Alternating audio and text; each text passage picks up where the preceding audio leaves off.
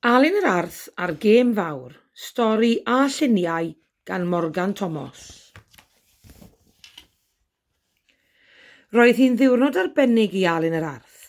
Roedd yn cael mynd gyda mam a dad i stadiwm y Millennium i weld. Tîm Cymru'n chwarae rygbi, roedd Alun wrth ei fodd. Daeth tîm Cymru ar y cae a bu'r dorf yn galw a chanu. Daeth y tîm arall ar y cae, tîm y cŵn, rhain oedd y gelyn. Yna, dechreuodd y gêm.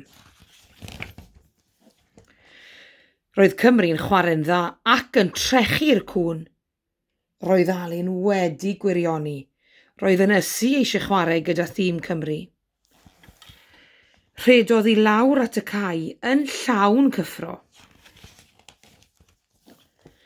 Mewn eiliad, cipiodd Alun y bêl a rhedeg nerth ei draed i lawr y cae. Heibio hwn, heibio'r llall, ochr gamu, ffigio ac yn arnau tir am y llinell. Roedd Alun wedi sgorio cais am berfformiad gwych. Safodd Alun yn gwrando ar y dorf yn bloeddio. Dyna deimlad braf. Yna, clywodd lais dad. Alun, y twpsyn! Rwyt ti wedi sgorio cais i'r tîm arall.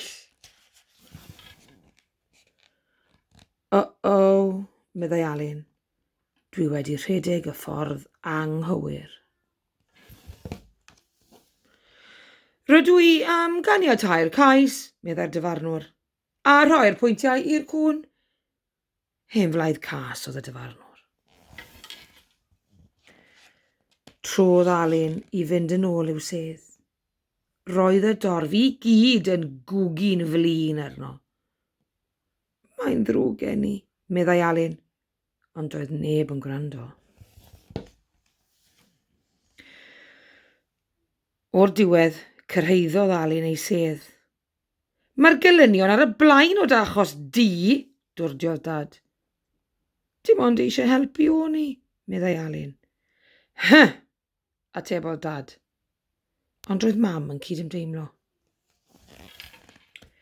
Roedd Alun yn drist iawn wrth i'r gêm ail ddechrau.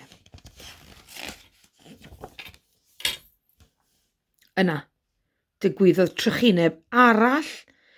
Roedd un o brif chwaraewyr Cymru wedi cael anaf. Doedd dim gobeith i Gymru ennill y gêm gydag un chwaraewr yn fyr. Bu'r tîm yn trafod beth i'w wneud. Beth am yr Arth fach, meddai capten Cymru. Beth am ofyn iddo ef chwarae? Galwodd rhai o dîm Cymru ar Alun i ddod lawr at y cae. Tyrd, Alun, tyrd, i ni gael ennill y gêm. Rhythrodd Alun i lawr at y cae. Roedd eisiau achub ei gam. Gyfeilodd yn y bêl ar rhedeg, y ffordd iawn y tro hwn. Pasiodd y bêl. Yna, daliodd y bêl eto, a neidiodd, rhwng coesau'r amddiffynwr mawr. Sgoriodd Alun gais, y cais buddigol. Diolch i Alun, roedd Cymru wedi ennill y gêm. Cododd Alun y tlws. Roedd y dorf yn canu a galw ei enw. Roedd pawb wrth ei boddau. Hwre, meddai Alun, dyma beth yw camp lawn.